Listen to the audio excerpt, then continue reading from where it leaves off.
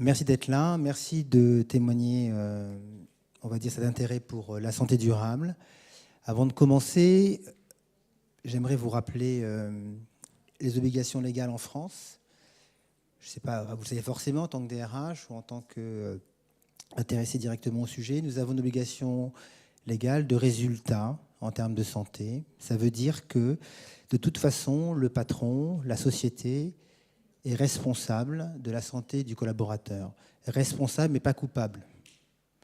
Coupable si elle n'arrive pas à prouver que les actions n'ont pas été entièrement déployées pour justement prévenir tout risque. C'est important de le noter parce qu'en Suisse, où je travaille également, l'obligation n'est pas de résultat, mais de moyens. C'est-à-dire qu'il y a un contrat bipartite qui est signé entre le collaborateur et l'entreprise, qui est de dire que l'entreprise est obligée de faire tout ce qu'elle peut pour éviter que le collaborateur tombe malade. Et de l'autre côté, le collaborateur signe un papier disant qu'il va faire de son mieux pour que son travail au sein de l'entreprise se passe au mieux. Pourquoi la différence? Peut-être parce qu'en Suisse, il n'y a que des assurances privées, qu'en France, on a la Sécu. Donc du coup, d'un côté, on a un collaborateur qui essaye de se prendre en main, en tout cas au mieux, et puis de l'autre côté, un collaborateur qui est peut-être très très protégé par les pouvoirs publics, je n'ai rien contre, mais en tout cas, on est vraiment sur une différence de mentalité. Donc, du fait de cette obligation légale de résultat, bien évidemment, tout ce qui touche à la protection de la perméabilité au stress du collaborateur est un point, on va dire, crucial. Donc il y a plein d'approches qui sont mises en place avec de bons résultats, le management, l'organisation du travail, l'accompagnement des équipes, l'accompagnement individuel, le coaching. Très bien tout ça. Le problème qui se pose, c'est qu'on oublie dans tout ça qu'il y a une part qui peut être prise en main par le collaborateur lui-même. Et c'est la part, on va dire, physique, la part biologique, tout ce qui a trait à la santé vitale. Pourquoi je vous parle de ça? Parce que, en fait, on est le fruit de 3,5 milliards d'années d'évolution. Et on a développé, au cours de cette évolution, sous justement la pression évolutive, une capacité d'adaptation qu'on appelle homéostasie, qui nous permet de faire face au stress. Nous venons du stress. D'ailleurs, si on est là, c'est qu'on a réussi à passer là où les autres se sont fait ou manger, ou sont tombés dans un trou, ou ont été emportés par une épidémie. Donc on vient du stress. Donc le stress, le corps sait parfaitement faire avec. Le problème, c'est qu'on a un mode de vie maintenant qui est très éloigné de ce pourquoi notre génome a été fait. Nous avons un génome qui est identique à celui d'Homo sapiens il y a 120 000 ans. Quand je dis identique, c'est totalement identique. Alors que nos modes de vie ont considérablement changé. Et le problème qui se pose, c'est que bien sûr, nous sommes des êtres pensants et doués d'émotions. Effectivement, nous sommes des êtres pensants. Mais avant cela, nous sommes avant tout des animaux, au sens biologique du terme. On va donc parler aujourd'hui de la part animale. Alors, je ne vous dis pas ce soir de partir chasser le lapin en peau de bête, ce n'est pas le but. Mais en tout cas, on va parler de la part animale et de la part biologique. Et on va voir combien, quand on sait réveiller cette part biologique, quand on sait s'en occuper, quand on sait se préparer au stress, on se donne du confort au quotidien. Je me présente, je suis ostéopathe, un vieil ostéopathe, puisque j'ai 25 ans de pratique. Ostéopathe du sport et de l'urgence, donc j'ai suivi des athlètes de tout niveau, de l'athlète départemental jusqu'aux Jeux Olympiques. Mais face à ça, face à cette qualité de toucher déployée, face à cette compréhension du corps, cette lecture du corps, j'ai eu besoin de me former scientifiquement. Donc, je suis passé par les classes préparatoires, et puis après, je suis allé vers la chimie, puis pour finir par la biochimie, et puis pour tout ce qui touche à l'expertise en nutrition et en entraînement sportif. Puis derrière, je suis devenu expert judiciaire en ostéopathie, pour finir par devenir expert en prévention des risques psychosociaux. Donc, j'ai un parcours très large qui me permet à la fois de connaître bien la santé de la personne au niveau du code de la santé et puis au niveau du code de la santé au travail. Et tout cela m'a conduit à devenir expert dans mon sujet. Donc maintenant, je parcours le monde par une organisation qui s'appelle l'APM, qui me fait voyager dans le monde entier, qui fait que, à ce jour, j'ai formé 1800 dirigeants. Donc moi, je suis effectivement plutôt formateur de dirigeants, de comités directeurs, de comités exécutifs et donc derrière de cadres dirigeants qui sont soumis à une forte pression. Et là, je me suis rendu compte d'un gros problème. On peut être totalement cuit, on peut être épuisé et pour autant être en pleine forme sur le plan biologique. Ça veut dire que vous perdez la mémoire, vous ne parlez plus, vous ne vous concentrez plus, vous ne dormez plus la nuit, et pour autant le médecin vous dit franchement, vu vos analyses, vous êtes en pleine forme. Il y a un gros problème. Qu'est-ce qu'on fait pour ces gens-là? C'est là où on a créé une structure qu'on déploie à travers la solution UpPro, où nous recueillons, comme quoi c'est un mot fort, nous recevons des gens du monde entier maintenant qui viennent en cure chez nous en peu de temps, et sur des temps courts, 3 jours, 2 jours, on les tire d'affaire par un traitement non médical et non psychologique. On réveille le biologique, on réveille le génome, on fait en sorte que le corps retrouve sa capacité de récupération et d'adaptation. Et quand on fait cela, la personne derrière peut être prise en main par des spécialistes du psychologique qui vont du coup travailler sur un terrain qui est un terrain sain. Nous sommes des pros du plancher, et c'est pour ça que je suis content d'accueillir quelqu'un du bâtiment, de Bouygues, parce que pour le coup, on se comprenait bien, nous on s'occupe de la dalle, on s'occupe du plancher. Et quand le plancher il est bon, les murs ils sont droits. Première partie de la conférence, on va parler de vitalité durable versus le stress, voir comment tout ça s'organise. Et on va voir qu'en fait, le stress, c'est avant tout une question de régulation. On va plutôt dire une question de dérégulation. Et la vitalité durable, c'est une question de régulation. Donc en fait, la vie du corps, c'est quoi? C'est je dérégule, je régule, je dérégule, je régule. Et quand je dérégule trop et que je remets du temps à réguler, c'est là que les problèmes commencent. Donc première partie. Deuxième partie, on va voir si la santé durable du collaborateur et du dirigeant peut être un indicateur de performance et est-elle un vecteur de performance? Ce sera la deuxième partie. Nous commençons. Santé vitale et vitalité. La vitalité, c'est quoi? C'est 2 choses. La première chose, c'est une forte énergie d'interaction. Je suis devant vous, vous m'écoutez, nous interagissons. Votre attention est portée sur moi, mon attention est portée sur vous. On déploie quelque chose de l'ordre de la réception ou de l'ordre de l'émission. Très bien. L'énergie que j'ai pour pouvoir interagir avec vous, elle est en plus de ce que mon corps dépense en énergie de régulation. Ça veut dire qu'il y a une partie de l'énergie qui est utilisée à autre chose. Et donc, selon ce que j'ai fait avant, selon d'où je viens, selon le stress que je porte, selon l'hygiène de vie que j'ai, eh bien, j'ai plus ou moins d'énergie d'interaction parce que j'ai plus ou moins d'énergie à consommer pour la régulation. D'où vient la régulation? Eh bien, c'est simple. En physique, on parle d'attracteur. L'homéostasie est un attracteur, c'est la capacité qu'a le corps à réguler la vie, facilement ou difficilement. Autoréparation, autoprotection, autoguérison. C'est le fruit vraiment de 3,5 milliards d'années d'évolution. On est des super bons là-dessus. On sait se réparer et le corps sait faire. Mais il y a des conditions à respecter. Alors vous voyez, au niveau 1, eh bien, ça se fait facilement. C'est-à-dire que quand je dérégule, par exemple j'ai mangé un petit peu sucré, donc j'ai augmenté ma glycémie, eh bien, le corps facilement revient vers l'équilibre. Si je mange trop de sucre, c'est la position 2, et bien, du coup, je vais faire un effort plus loin, donc je vais déréguler plus. Et donc je vais revenir. Mais c'est aussi vrai si je bois un mojito, trop de bière, ou si je suis sédentaire depuis des années. Je dérégule et le corps régule. Si je suis en forme, je régule facilement. Si je ne suis pas en forme, je dérégule difficilement. Ça veut dire aussi que si je suis préparé au stress, si je suis un champion, si je suis une troupe d'élite de l'armée, eh bien je vais avoir une capacité de régulation qui va être différente. Donc le stress est un effort, on verra pourquoi, mais ça veut dire aussi que selon mon travail, j'ai intérêt à avoir une très forte capacité de régulation qui se fait simplement parce que si je perds mon énergie là, je ne l'ai plus pour faire autre chose. Ça veut dire qu'un corps qui va bien, un corps fonctionnel, c'est un corps qui régule facilement la vie du corps. Je dérégule, je régule. Ça se fait facilement. Un corps qui ne va pas bien, un corps qui s'épuise, c'est un corps qui s'épuise à force de réguler la vie du corps et donc il tombe malade. Alors regardez, 3 configurations. La première, c'est un corps sain. Je dépense peu d'énergie pour réguler, fastoche. Donc j'ai une grosse énergie d'interaction. Là, je suis confortable. Il m'arrive un problème, je reste lucide. C'est ce qui se passe pour le GIGN. Ils font en sorte que la mission leur prenne très peu de leur capacité d'interaction pour que s'ils aient à tirer, même sous une très forte pression, ils puissent garder leur lucidité. Par contre, je ne suis pas préparé au stress. En tout cas, j'oublie la partie animale. Je pense que je vais y arriver. À ce moment-là, regardez, je dépense beaucoup plus d'énergie pour encaisser ce que je veux au quotidien. Parce que bien évidemment, les actions que je mets en place dès que je suis tendu, elles ne vont pas très bien. Par exemple, avez-vous déjà entendu quelqu'un de stressé dire « Oh, je suis hyper stressé, il me faut une salade ». Non.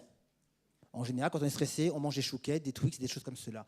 Et bien, quand on fait ça, on dérégule le sucre et à partir de là, le corps va faire un effort important pour commencer à réguler les effets du stress qui est mal vécu. Et quand on enchaîne comme cela les mauvaises pratiques, à partir de là, on est à la configuration 3 où la journée va être très, très, très longue.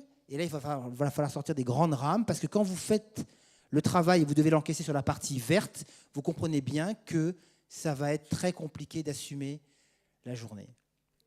Alors, dans cette configuration-là, qu'est-ce qui se passe? Vous voyez, là, j'ai une forte vitalité qui va donc se répartir entre une énergie de régulation d'un côté et de l'autre côté, l'énergie que demande la mission. Vous voyez bien que l'énergie demandée par la mission, elle est sur le vert.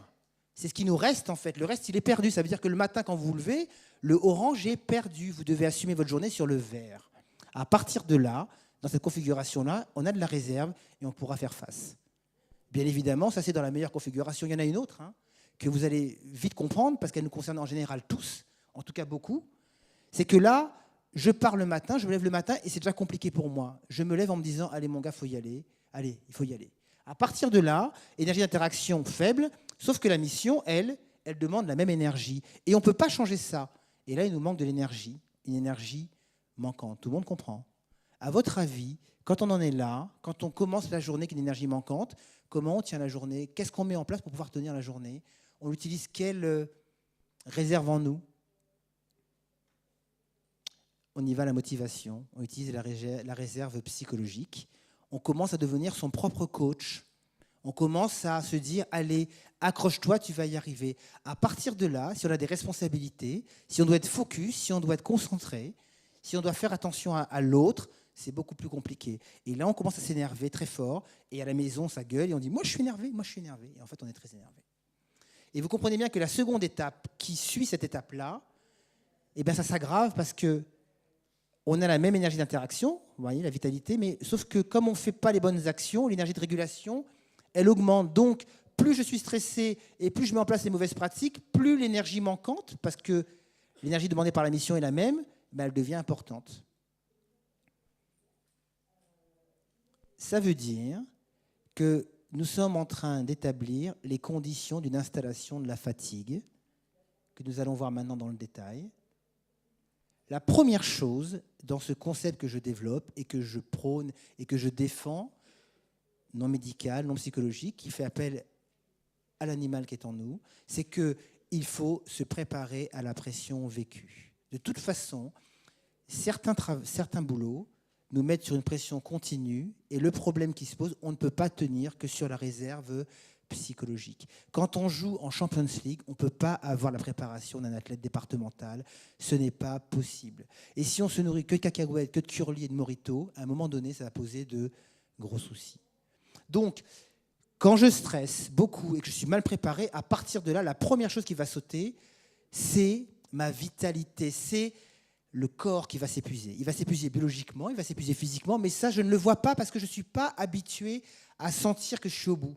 On est des occidentaux, on n'est pas, on va dire, conscient des réserves physiques qu'on a parce qu'on n'est pas habitué, ce n'est pas culturel. Nous, on vient de Descartes, je pense donc je suis. Donc on est dans cet être pensant, on n'est pas asiatique, on n'est pas dans cette vision tripartite du corps, émotionnel, physique, psychologique. On est des êtres pensants et on oublie le reste. Du coup, comme je m'épuise physiquement, bien sûr, rapidement, je vais devoir m'épuiser psychologiquement parce que je vais tenir la motivation, donc je vais m'épuiser à essayer de faire en sorte que le corps avance malgré le fait qu'il est cuit. Et quand je suis cuit physiquement et que je suis psychologiquement, à partir de là, je me sens moins performant, moins focus et plus fatigué. Et ce qui est très intéressant, c'est que chaque fois que je fais des conférences aux dirigeants partout dans le monde, que ce soit pour des dirigeants francophones comme anglophones, ils me mettent tous cette partie-là en premier. Ils me mettent au début de la boucle le fait d'être moins performant, moins focus, plus fatigué. Et bien, si c'était le cas, ce serait super parce qu'il ne faut surtout pas se fier à ce que le corps vous dit, parce qu'on est tellement habitué à être des mulets avec nous-mêmes et de vivre notre corps comme un utilitaire, que quand on se sent moins performant et moins focus, c'est qu'on est cuit depuis longtemps. Et quand on est cuit depuis longtemps, là, c'est bizarre, mais à ce moment-là, figurez-vous qu'on regarde beaucoup moins les brocolis. Beaucoup, beaucoup moins. Là, on commence à prendre tout ce qui passe. Et c'est en général pas des brocolis. Et donc, en faisant cela, en compensant à fond, parce qu'il faut tenir le coup, parce qu'il faut se donner du plaisir, à partir de là, l'énergie de régulation, elle flambe. Et comme elle flambe, le corps s'épuise à réguler le stress plus le reste. Et à partir de là, on n'a plus d'énergie pour interagir. On est perdu, on est sans ressources face à la pression. Donc la question qu'on peut se poser maintenant, c'est quelle est la raison pour laquelle le stress fait flamber l'énergie de régulation? Alors voilà, le stress, c'est vraiment l'installation d'un feu biologique dans le corps. Pourquoi? Parce qu'en fait, le corps, pour s'adapter à des situations d'urgence, a créé un moyen d'augmenter l'attracteur de base. Donc je suis soumis à une pression et d'un seul coup j'ai une menace et ma régulation simple, je dois d'un seul coup avoir une régulation beaucoup plus large. Donc j'ai un moteur, comme un turbo boost, un mode turbo boost qui me permet de faire face exceptionnellement à quelque chose de supérieur. Là, on est dans une régulation dure. Ça va consommer beaucoup d'énergie si j'y reste. Et donc, on va s'épuiser à devoir réguler une situation qui est exceptionnelle, qui se passe en 3 phases. Alarme, résistance, épuisement. La phase d'alarme, tout le monde la connaît. C'est l'adrénaline, c'est le premier niveau à gauche. C'est je vois le chien, je me rends compte qu'il est plus fort que moi, je cours, afflux de sucre dans les muscles avec le sang, je saute à l'arbre, je suis protégé. Derrière le chien, je suis tombé sur un chien alpiniste, il saute à l'arbre aussi. Donc je suis mal tombé, ça tombe mal. Je saute de l'arbre, je cours, il me court après. Je rentre dans une phase chronique. Et à ce moment-là, dans cette phase chronique, vous voyez, on sort de l'adrénaline, on rentre dans une autre synthèse d'un produit qu'on appelle le cortisol, cortisone, un anti-inflammatoire naturel, qui du coup va augmenter au fur et à mesure que l'on rentre dans la phase de résistance. Quand le cortisol s'installe, il défonce le système immunitaire, parce que c'est un immunosuppresseur, et en plus, il anesthésie le corps. Ça veut dire que plus je suis stressé, plus je suis anesthésié, moins je sens où j'en suis. C'est pour ça qu'on oublie complètement que le corps est fatigué, parce qu'en fait, on est shooté par le cortisol. Ce qui est intéressant, c'est qu'en début de phase de résistance, dans le premier tiers, dans ce que j'appelle la phase propice, vous voyez, on a un haut niveau de sérotonine et on a un niveau stable de dopamine. Ça veut dire que quand le stress ne dure pas trop, on est préparé à encaisser la pression. Ça veut dire que la sérotonine fait qu'on est de bonne humeur, on est un petit peu anesthésié, mais pas trop, et on a une dopamine stable, donc on est motivé. Donc si on reste dans cette phase-là, de phase propice, on tient le coup. Sauf que si ça dure, on bascule, et quand le cortisol commence à monter, la dopamine et la sérotonine, elles vont à la cave. Et quand elle va à la cave, et qu'on est plus motivé, et qu'on est de très mauvaise humeur, à la maison, effectivement, ça crie beaucoup, parce que les gens le savent, et ils le disent, mais on n'écoute pas, parce que de toute façon, on est complètement perché. À ce moment-là, quand on est extrêmement cortisolé, à ce moment-là, on met en place un deuxième mode, qui est le mode que j'appelle botte à paillettes et tête à 2 pattes. C'est-à-dire que là, on sort la cape de super-héros, les bottes, on fait dans sa tête et on tient le coup, alors qu'en fin de compte, hormonalement, on est cuit, on crée une seconde nature. Et les gens vont tenir cette seconde nature, anesthésiés, et puis à un moment donné, ça va lâcher. Et quand ça lâche, on se retrouve avec mal partout, parce que le cortisol ne fait plus son effet d'anesthésie, et on se retrouve épuisé biologiquement parce qu'on a tout cramé, plus motivé, de très mauvaise humeur et on ne sait pas faire. Et pour autant, on est encore dans le domaine du fonctionnel, de l'animal, ce n'est pas encore psychologique. C'est pour ça que le burn-out n'arrive pas à être qualifié comme une pathologie dite médicale. On est encore dans le domaine du fonctionnel, mais un fonctionnel qui a été poussé au bout du bout du bout. Et bien, si vous prenez quelqu'un tout au bout à droite, cortisolé au minimum, mauvaise humeur, plus motivé, et que vous arrivez à le faire sortir de ces 3 étapes du stress en le faisant partir dans l'autre sens, à partir de là, vous avez une action biologique, non médicale, et pour autant avec une répercussion psychologique. Ça veut donc dire que le concept que j'ai créé et que nous utilisons régulièrement au quotidien ne fonctionne que chez les personnes qui ne sont pas soumises à des violences ou des harcèlements au travail, où la porte d'entrée, là, elle est psychologique. Et quand vous faites sortir les gens de là, à partir de là, ils retrouvent une pleine opérationnalité. Donc on peut redonner aux sociétés quelqu'un qui est à nouveau en pleine forme, qui peut retravailler sur un temps très court parce que le corps sait faire. Et derrière, il va être pris en main par les gens qui vont s'occuper de lui éviter de retomber dans ce travers. Et donc il y a des choses à faire après avec les coachs, avec les psys, et ainsi de suite. Alors voilà, on va parler des bonnes pratiques. Quand je vais bien et que je me sens menacé, je déclenche un processus de stress. À partir de là, quand ça se déclenche, c'est parti. La machine est partie. Et donc, il faut tout faire pour limiter au maximum l'entrée en mode menace. Pour cela, il faut augmenter la taille de l'attracteur. Il faut que, vous voyez, ce qui est compliqué pour le petit attracteur rouge devient facile pour l'attracteur vert. Donc, il faut augmenter la taille de l'attracteur. Comment est-ce qu'on fait ? C'est simple.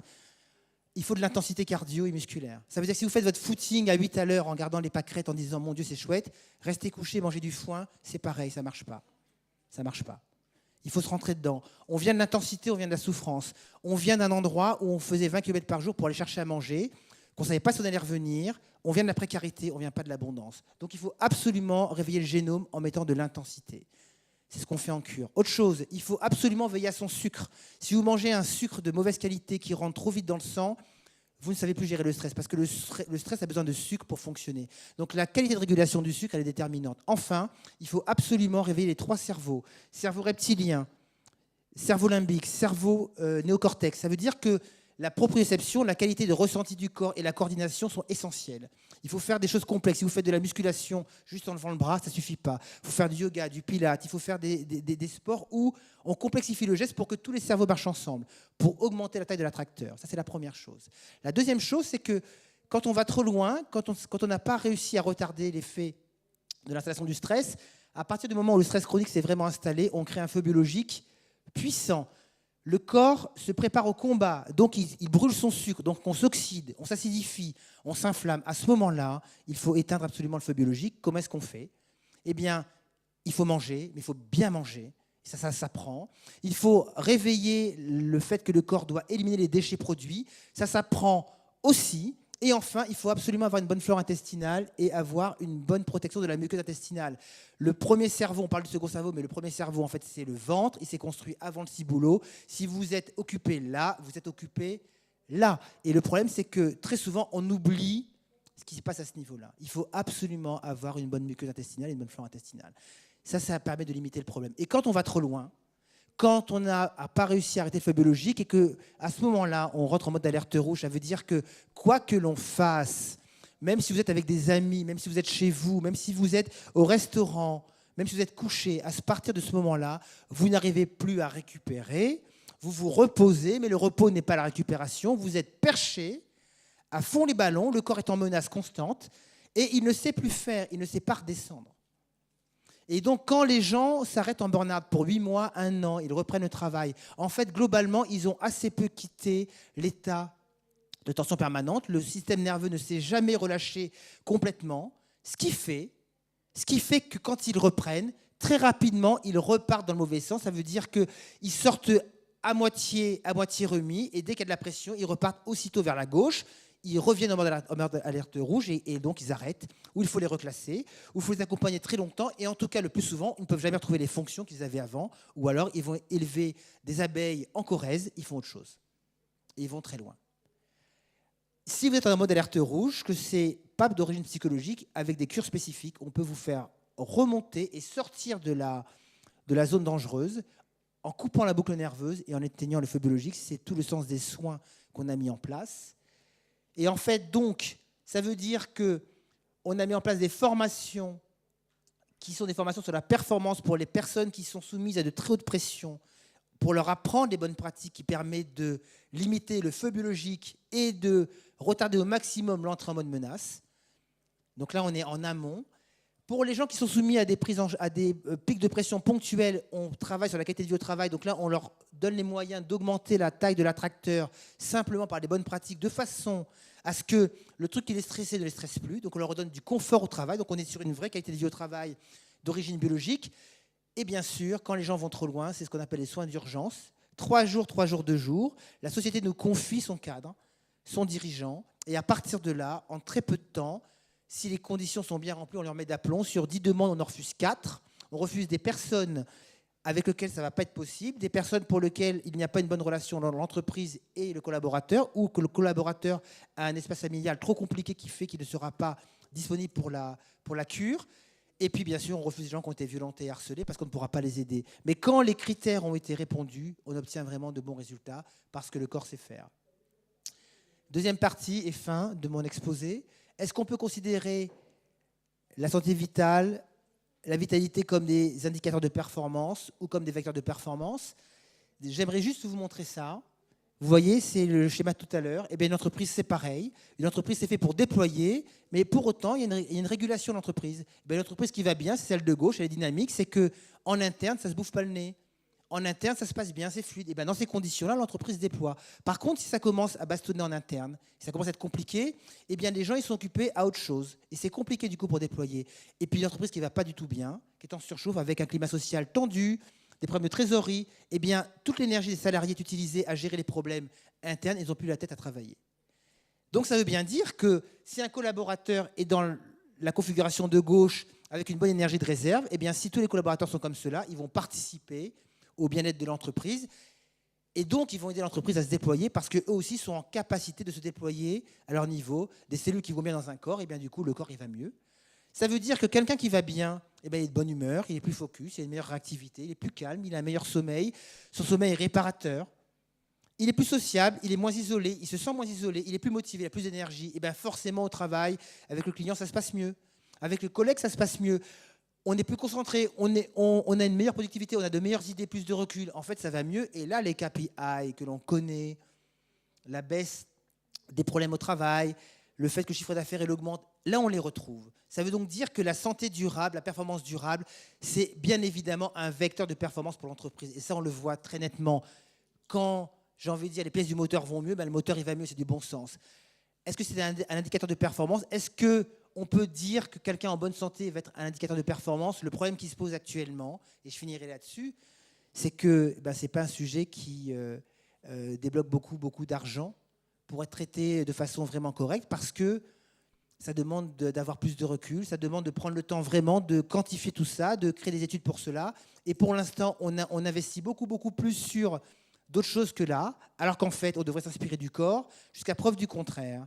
Le corps, c'est une évolution qui est extrêmement longue. La chimie moderne, c'est 150 ans d'existence. Moi, j'ai fait un choix. Je préfère m'appuyer sur ce que le corps sait faire plutôt que ce que le médicament va me donner tant que je peux me l'éviter. Je pense qu'on devrait beaucoup plus s'appuyer sur ce qu'un collaborateur peut déployer à son titre, à niveau personnel, en le mettant dans les meilleures conditions possibles, parce que si on associe cela, la somme de l'action de chacun est supérieure à ce que l'entreprise peut faire toute seule. J'ai fini, merci.